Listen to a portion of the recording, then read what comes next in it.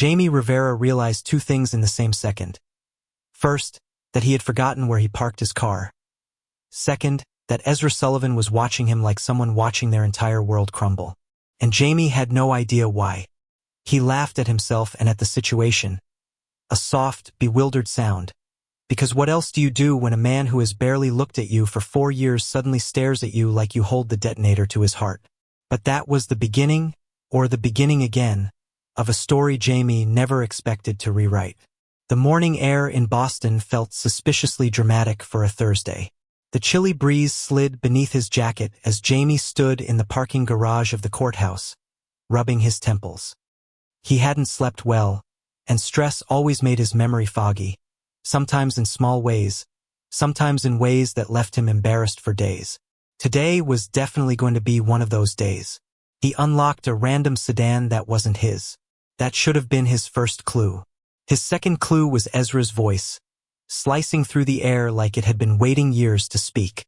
"That's not your car." Jamie froze. Even without turning, he recognized the voice that had spent 4 years refusing to warm to him, refusing to soften, refusing to acknowledge him beyond cold. Clipped words and a professional nod. Ezra Sullivan, the prodigy lawyer, the man whose brilliance terrified half the courtroom and annoyed the other half. The man Jamie had tried, desperately, hopelessly, to get close to.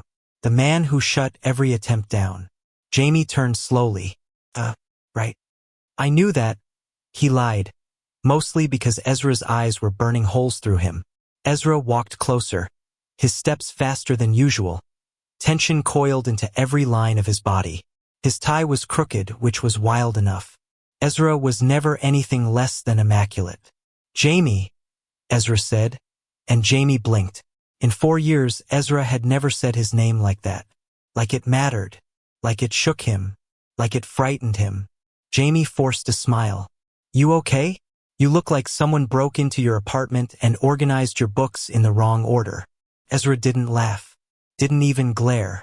He just stared, really stared, which was significantly worse. "Did you forget where you parked?" Ezra asked. "Or did you forget something else?" Jamie's heart stuttered. Why would he ask that? Why would he care? Why now? "I'm fine," Jamie said, brushing it off, because he didn't owe Ezra Sullivan anything. Not after 4 years of being frozen out. "Just tired." Ezra's jaw tightened. "Jamie, be serious." "I am." Jamie shrugged. Memory slips happen. Ezra's breath caught, barely noticeable, but Jamie caught it anyway. Because for 4 years he watched Ezra like someone watching a star they weren't allowed to touch. "Jamie?" Ezra whispered, as if the name itself hurt. "Don't say that." Jamie blinked again, lost, confused, exhausted, and very aware of Ezra standing too close, the winter air doing nothing to cool the heat Ezra radiated. "What is going on with you?" Jamie asked, voice softening despite himself. "You're acting weird." Ezra hesitated, and the hesitation itself was alarming. Ezra never hesitated. Then, "You forgot my birthday yesterday." Jamie stopped breathing. Ezra said it like a confession, like all the walls he built were cracking, one thin fracture at a time. Jamie swallowed. "You expected me to remember it." Ezra looked at him like the question shattered him. "You always remember." Jamie winced. "Yeah, well, not this year, I guess." Ezra stared at him, searching his face for something Jamie didn't understand. The silence stretched, heavy and wired. Then Ezra spoke, voice barely controlled. "What else have you forgotten?" Jamie frowned. "Ezra, seriously, it's not a big deal." Ezra snapped. "It is to me." The echo of his voice bounced off concrete. Jamie stiffened. For 4 years, Ezra hadn't raised his voice at him, or spoken more than 3 sentences in a row, or looked at him like this, like he was terrified of losing something he never admitted he had. Jamie crossed his arms. "Okay, then tell me why. What difference does it make to you?" Ezra opened his mouth, closed it, clenched his fists, exhaled sharply. "Because," Ezra finally said, voice trembling for the first time Jamie had ever heard, "I can't afford to lose something twice." And Jamie froze because, "What?" Ezra shut his eyes, shaking his head, and walked past him toward the exit ramp. "Forget it," he muttered. Jamie stared after him, shaken. Forget it. Forget him? Jamie suddenly wasn't sure what exactly he had forgotten. The courthouse felt unusually hostile that day, but maybe that was because Ezra had found 17 different excuses to stare at him, or hover near him, or snap at people who got too close to him like some cold, furious guard dog. It was surreal. Jamie worked as a legal researcher. Not glamorous, not thrilling, but perfect for someone who liked details and structure and quiet corners. His coworkers often teased that he was the heart of the office, always remembering birthdays, anniversaries, the names of their pets. But today, even simple things felt slippery. His mind felt like a window smeared by rain. He could see shapes, but not clearly. He dropped a stack of briefs around noon, and before he could bend down, Ezra was already kneeling beside him. Jamie's pulse kicked. "You don't have to help me." Ezra's voice was gentle. Too gentle. "I want to." Jamie almost choked. Ezra never wanted anything from him. Not openly. Not kindly. As they gathered the papers, Jamie's hand brushed Ezra's. Ezra froze, as if struck by electricity. Jamie whispered, "Okay. Seriously. What happened to you?" Ezra lifted his head, and his expression was raw in a way that sent a tremor down Jamie's spine. Grief. Fear. Something deeper. "You forgot the way you used to look at me," Ezra murmured. Jamie's breath caught. "The way I—" "What?" Ezra stood, gathering the papers too quickly, too forcefully. "Nothing. You wouldn't remember." "Ezra," Jamie said firmly, rising to his feet. "Tell me." Ezra flinched, and Jamie realized something terrifying. Ezra wasn't cold. He was terrified of Jamie forgetting something. Something real. Something big. But what? Ezra took a slow breath. "Not here." Jamie's heart thudded. "Then where?" Ezra didn't answer immediately. He just looked at him, really looked like he was memorizing him. "After work," Ezra whispered. "The rooftop." Jamie nodded because he suddenly needed answers more than air. But Ezra didn't walk away until Jamie did. The rooftop was drenched in sunset by the time Jamie pushed open the heavy metal door. Orange light bled across the skyline, smearing warmth across the edges of the city. Ezra stood near the railing, the wind tugging at his coat, his posture rigid but his fingers trembling where they gripped the metal. He didn't turn when Jamie stepped up beside him. "You said I forgot something important," Jamie murmured. "What was it?" Ezra inhaled, slow and shaking. "It's not one thing. Many." Jamie's stomach tightened. "Ezra." Ezra turned to him, and Jamie had never seen someone look both furious and heartbroken at the same time. "For 4 years," Ezra said slowly, "I thought I could handle watching you move on." "Move on? From what?" Ezra exhaled shakily. "From me." Jamie's mind blanked. "Ezra, we were never—" "Yes," Ezra whispered. "We were." The wind stilled. Jamie felt the ground shift beneath him. Ezra swallowed hard. "For years ago, you loved me. And I—" His voice cracked. "I loved you back. And then you asked me to try. To give us a chance. And I panicked. I shut you out. And you told me it was okay." He looked away, shame carved into every line of his jaw. "But the next morning, you didn't remember any of it." Jamie felt something cold bloom in his chest. "Ezra, you had a head injury from that car accident," Ezra said softly. "A mild one, they said. The doctors told you memory lapses were normal. But I was a coward. I didn't tell you. I thought." He let out a broken breath. "I thought if I stepped away, I wouldn't hurt you again." Jamie stared at him, pulse roaring. "So you just let me forget?" Ezra's voice shattered. "I thought I was protecting you." Jamie swallowed, vision blurring. "Why tell me now?" Ezra stepped closer, desperation rippling off him. "Because today, when you forgot something small, I realized I couldn't go through it again. I can't watch you forget me twice." Jamie's throat tightened. Ezra reached out, hand trembling, hovering inches from Jamie's cheek but not touching. "Please," Ezra whispered. Tell me there's still something left. Anything. Jamie's breath trembled. He didn't know what hurt more, the memory he didn't have, or the pain Ezra had carried alone for 4 years. He took Ezra's hand gently. Then help me remember, Jamie whispered. Ezra's breath hitched, like that single sentence shattered him. And for the first time in 4 years, Ezra Sullivan didn't hold back. He pulled Jamie into his arms. And Jamie didn't let go. Ezra held him like a man who'd run out of time years ago and was finally allowed to breathe again. But Jamie stood stiff for a moment, body torn between instinctive comfort and the hollow ache of not remembering something he should have known. Something that clearly meant the world to Ezra. His fingers curled slowly into Ezra's coat. This felt familiar. Not the memory but the feeling. Warmth. Safety. Something heartbreakingly close to home. Jamie swallowed, his forehead resting lightly against Ezra's shoulder as the city roared beneath them. You should have told me, he murmured. Ezra's breath shook against his neck. I know. I'm not asking you to forgive me. I just couldn't watch you crumble again. Jamie leaned back slightly, searching Ezra's face. Crumbled? I didn't know I fell apart. Ezra's jaw clenched, as if the memory physically hurt him. You didn't deserve that pain. And I didn't deserve your love back then. I was awful to you. Jamie huffed a quiet laugh, not unkind. You're still a pain in the ass. Ezra let out a strangled, relieved sound that might have been a laugh if he wasn't so close to breaking. Some things don't change. Jamie looked away toward the skyline, its colors shifting from gold to blue.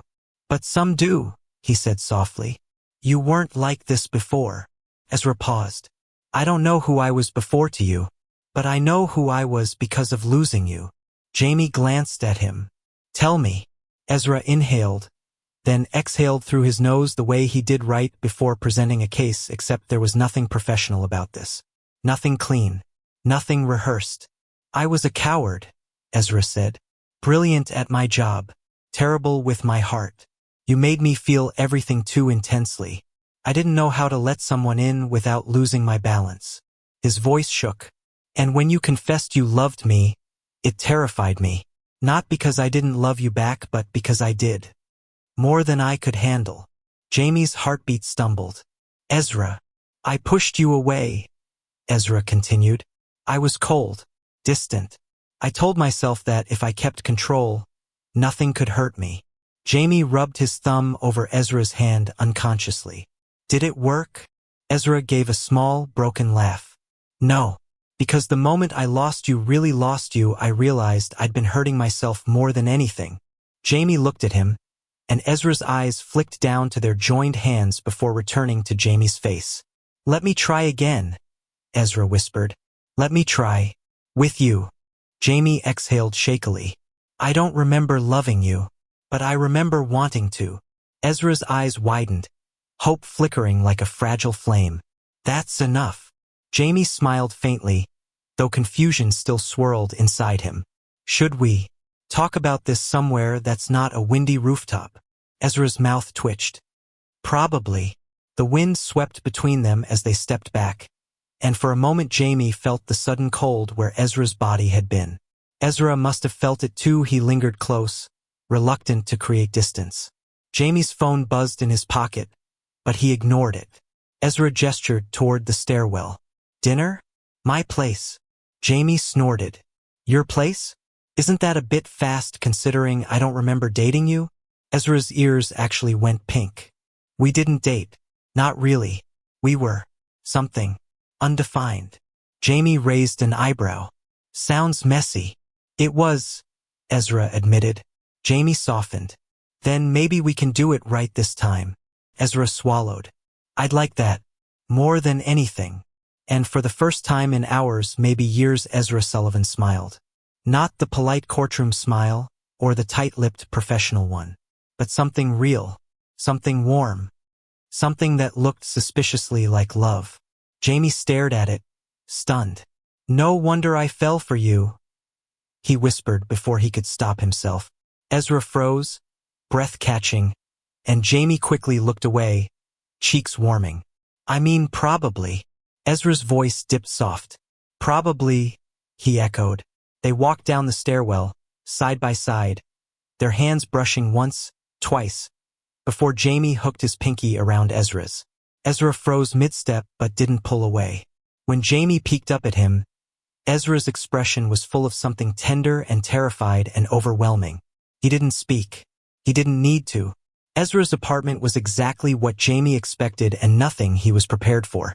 Expensive but minimalist. Clean but lived in. Modern but lonely. A sleek leather couch. A massive bookshelf organized by legal topics and authors, with 0 personal items. Except Jamie stopped as soon as they entered. On a small side table by the window sat a framed photo. "Is that me?" Jamie whispered. Ezra stiffened. "You weren't supposed to see that." Jamie approached slowly, lifting the frame. It was a candid shot, him laughing, wide and bright, sunlight in his hair. He was sitting at a cafe table, holding a cup of coffee with whipped cream overflowing the rim. He didn't remember the moment, not even a flicker. He looked up. "When was this taken?" Ezra rubbed the back of his neck, embarrassed. 3 years ago." Jamie blinked. "Why do you have a picture of me in your apartment?" Ezra's voice was barely audible. "Because I couldn't let myself forget you, even when you forgot me." Jamie stared at him, breath caught somewhere between disbelief and ache. "Ezra." Ezra stepped back, pacing once before stopping in front of him. "I know it's pathetic. I know I should have deleted it, or let you go. But every time I tried, his voice cracked. You were the only thing that ever felt right, Jamie." Jamie's heart squeezed like someone had grabbed it. He set the photo back down carefully. "Show me around?" Ezra nodded, grateful for the shift. He led him through the apartment, the immaculate kitchen, the office full of legal briefs, the bedroom with its cold aesthetic. Except, Jamie paused at the nightstand. There was a book, a novel, dog-eared on several pages, and tucked inside was a dried flower, a tiny, delicate forget-me-not. Jamie picked it up. "This yours?" Ezra went still. "No, it was yours. You left it in my car the night you—" He swallowed. "The night you told me you loved me." Jamie ran his thumb over the fragile petals. "I liked flowers?" "You loved them," Ezra said softly. "You used to buy small bouquets from the street vendors downtown. You said flowers remind people that beauty doesn't need permission to exist." Jamie felt a strange pull in his chest, like someone tugging on a thread connected to a memory he couldn't quite reach. "I said that," he whispered. Ezra nodded. Jamie stared at the dried flower for a long moment. Then he tucked it back into the book gently. "Let's eat. I want to hear everything." Ezra managed a smile, small, cautious, but real. Dinner was awkward, then warm, then awkward again. Ezra wasn't used to talking this much, and Jamie wasn't used to feeling this much without remembering why. Ezra made pasta carefully, meticulously, like cooking was a court case. Jamie teased him. Ezra tried to look offended but ended up smiling into his sauce. They talked about work, about music, about Boston, about everything except the gaping hole of 4 years of lost history. It wasn't until after dinner, sitting on Ezra's couch with 2 mugs of tea, that Jamie gently pushed. "So, tell me about us." Ezra nearly dropped his mug. "Two don't know where to begin." "From the start." Ezra inhaled shakily. "Fine. You started working with our team 5 years ago, and the moment you walked into the office, everyone adored you. You were sunshine, loud and soft at the same time. You remembered everyone's names on day 1. Jamie smiled. "Sounds like me." Ezra nodded. "It terrified me." Jamie blinked. "Why?" Ezra looked into his mug. "Because the last thing I needed was to fall for someone who made the world brighter just by breathing." Jamie's pulse quickened. "Ezra." Ezra shook his head. "I wasn't ready. My whole life was built on control. And you were chaos.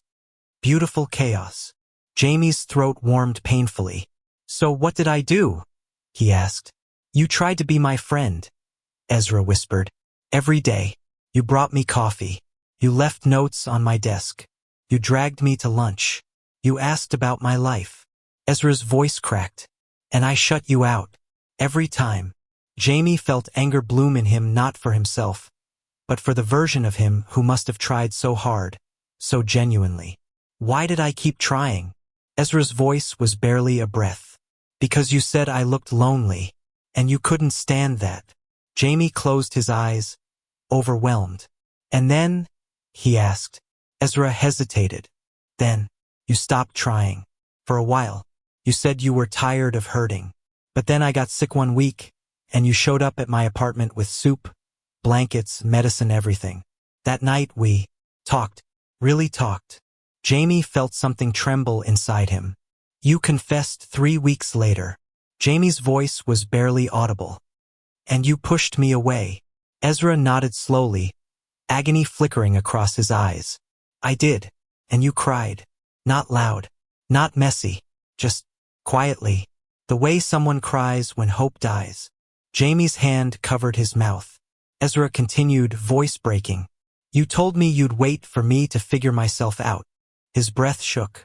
But the next morning, after the accident, you didn't remember any of it. You didn't remember confessing. You didn't remember crying. You didn't remember us. And you said nothing, Jamie whispered. Ezra nodded, tears finally gathering in his eyes. Because I thought if you forgot the pain, maybe you could heal. And one day, maybe I could earn a different ending. Jamie leaned forward, his chest tight. Ezra wiped at his cheek angrily. I know I messed up. I know I don't deserve you. Jamie moved closer. Ezra froze. Jamie took the mug from his hands, set it on the table, and then gently held Ezra's face between his palms. Ezra's breath hitched. You don't have to earn me, Jamie whispered. Just be honest. Just stay. Ezra closed his eyes, leaning into the touch like a man starved. I will. I swear I will. Jamie's thumb brushed Ezra's cheek. Then we figure this out together. Ezra opened his eyes slowly, and Jamie felt something electric pass between them, something that felt like the ghost of a memory returning. Faint but real. Ezra leaned in. Jamie didn't pull away. Their lips brushed a breath, a tremble, a question. Jamie whispered, again. Ezra kissed him. Soft, careful, reverent. Jamie felt something inside him spark, not a memory, but something impossibly close. Something that told him the story wasn't starting over. It was continuing, where it should have begun 4 years ago. Jamie didn't know how long the kiss lasted, only that when it ended, Ezra looked like he was both electrified and terrified, like he had been holding his breath for 4 years and finally exhaled. Jamie leaned back first, not because he wanted distance, but because the intensity of the moment pressed too hard against the edges of what he understood about himself, this self who had memories missing, but emotions that reacted faster than his mind could. You okay? Ezra asked softly, voice trembling just enough to betray how much he cared. Jamie let out a laugh, tight, shaky, but real. Yeah, just overwhelmed. In a good way, I think. Ezra nodded once, as if afraid anything bigger would break the fragile moment between them. I don't want to rush you, or push. I swear I won't. Jamie stared at him, the man who'd once pushed him away so cruelly, who had spent years punishing himself for it, who was now so careful, so gentle, so scared of hurting him again. It's not rushing, Jamie said quietly. It's rediscovering. Ezra inhaled sharply, hope sparking in his eyes again. Then let me help you rediscover. Jamie smiled. They talked until nearly 3 a.m. About nothing. About everything. About the small things that made up their almost history, inside jokes Jamie didn't remember but found himself laughing at anyway. Late-night work sessions where Jamie used to fall asleep on the law library couch. Ezra putting his jacket over him and pretending he didn't. About the accident. About the day after. About how Ezra convinced himself that disappearing from Jamie's emotional life was kindness. You thought you were protecting me, Jamie murmured. But you protected yourself too. Ezra flinched. I know. Jamie nudged him with his shoulder. But you're here now. Ezra looked at him like that was a miracle. When Jamie finally got up to leave, Ezra walked him to the door, hesitating like someone trying to decide if letting go would cause irreversible damage. Jamie chuckled. Ezra, I'm not going to vanish the moment you close the door. Ezra swallowed. And no. Jamie reached out, fingers brushing Ezra's knuckles. Let's take it day by day. Okay? Ezra nodded. Day by day. Jamie stepped out into the hallway, and for the first time in 4 years, Ezra's door didn't close quickly or quietly behind him. Instead, Ezra leaned against the doorframe, watching until Jamie disappeared around the corner. The next morning at work was a circus. People whispered, stared, gossiped in the break room. Ezra, who was usually a motionless stone in the office, had apparently come in with the faintest ghost of a smile, and everyone noticed. So, Jamie's coworker Nikki whispered as she leaned across her desk, "Are you dating the Ice King now?" Jamie choked on his coffee. "Nikki, because that man has been watching you like someone glued his heart to your back pocket." Jamie's ears went bright red. Across the office, Ezra lifted his head as if he heard his name. His eyes found Jamie instantly. Jamie looked away instantly. Nikki squealed silently. "Oh my God, you two are so—" "Not a word," Jamie pleaded. "No promises," she said, grinning like chaos incarnate. Jamie ducked into the document room to escape her, but Ezra followed, or maybe he just happened to be looking for him. Either way, Jamie felt Ezra's presence behind him before he heard his voice. "You okay?" Ezra asked softly. Jamie turned. Ezra was standing too close again. He clearly didn't know what to do with his hands, or his face, or his entire existence. Jamie raised an eyebrow. "Are you stalking me at work now?" Ezra blinked. "I'm talking to you. That's what stalking people say." Ezra's mouth twitched, almost smiling. "I deserved that." Jamie softened. "Relax. People are already gossiping." Ezra tensed. "Do you want me to stay away during work hours?" Jamie stepped closer, lowering his voice. "Do you want to stay away?" Ezra's breath hitched. "No, then don't." Ezra looked down at him, eyes warm in a way that made Jamie feel like his ribs were being rearranged. Jamie nudged him with his shoulder again. "Day by day, remember?"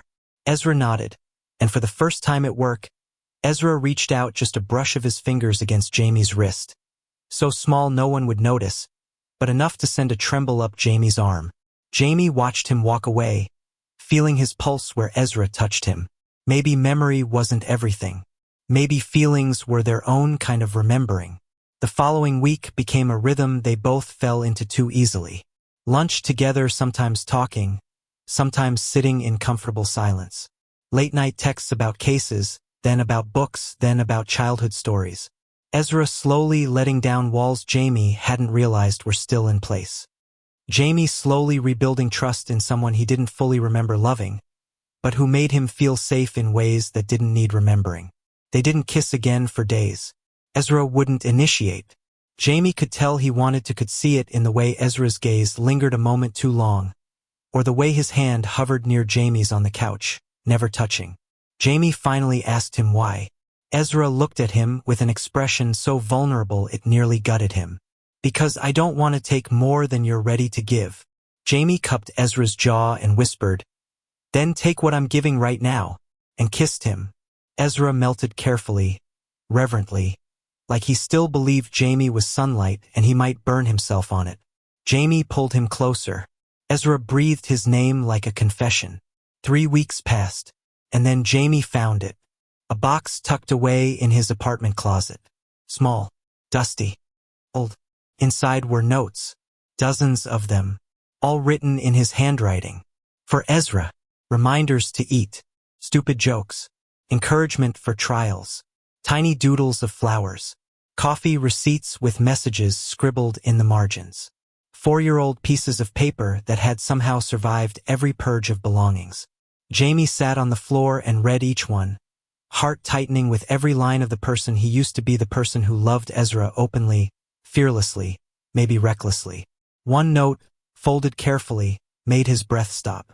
"Ezra, I know you think you're impossible to love, but you're not. You make the world quieter for me, better for me. You're the place my heart goes without asking permission. If you're scared, I'll wait. If you're confused, I'll be patient. But please don't shut me out. Not when I finally found something worth staying for. You. Jamie pressed the note against his chest, eyes burning. The memory didn't come back, but the feeling did, stronger than ever. He showed up at Ezra's door that night breathless from running, heart pounding from everything he'd read, everything he'd felt. Ezra answered immediately, like he had been waiting by the door. Jamie, Ezra breathed. What happened? You look. Jamie cut him off by pushing the note into his chest. Ezra froze. Then slowly he opened it. His expression crumbled in real time. Jamie, he whispered, eyes wet. I thought you threw this away. Jamie shook his head. I didn't even know it existed. Until today. Ezra swallowed hard. I kept every note you ever wrote me. Even when I tried to throw them out, I couldn't. They always ended up back in this drawer in my desk like you couldn't let go. Jamie finished softly. Ezra's eyes met his anguished, loving, terrified. I never let go, Ezra whispered. Not once. Jamie stepped closer. I might not remember everything, he said slowly, but I know what I feel. I know what's happening between us now. And I know one more thing. Ezra waited, barely breathing.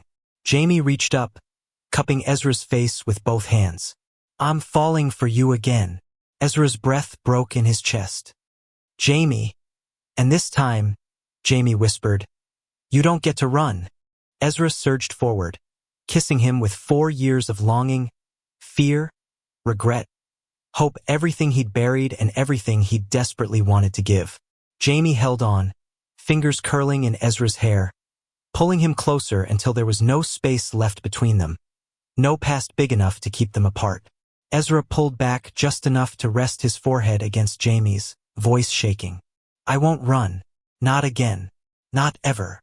Jamie smiled, tears slipping down his cheeks. Good, because I don't plan on letting you forget me either. Ezra laughed softly, real and warm and full of something bright. Impossible. You're unforgettable. Jamie kissed him again. Not tentative, not rediscovering, but choosing. Choosing Ezra. Choosing them. Choosing the future that neither of them had the courage to claim 4 years ago.